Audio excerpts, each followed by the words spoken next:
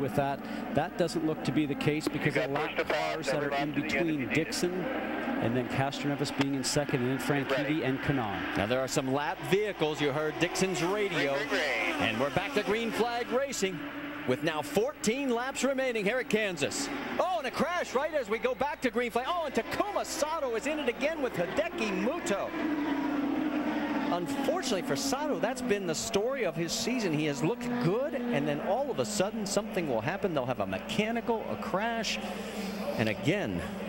And Marty, we just finished talking about taking the momentum into Indianapolis and coming out of here with a good run, a solid run, especially for Sato, who does not had any oval experience with the exception of here this weekend.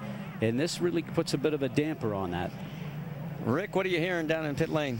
Well, the first thing I heard was Hideki Mutoh saying, sorry, guys, sorry. But his spotter said, look, it's not your fault. Sato was moving. You didn't know about it. As a result, the two of them got in it together. So frustrating for this team. They had done such a great job of positioning him. What they had talked about him during the yellow was really more about how to get around the lap traffic. Yeah, they were worried about Tony Kanaan, but they were more concerned about watching for that lap traffic. What they weren't concerned about was Sato, and obviously that's come to bite him. But once again, the very first words out of Hideki Mutoh's mouth was, sorry, guys, sorry. And they were both running in the top 10. Let's go back and see the replay.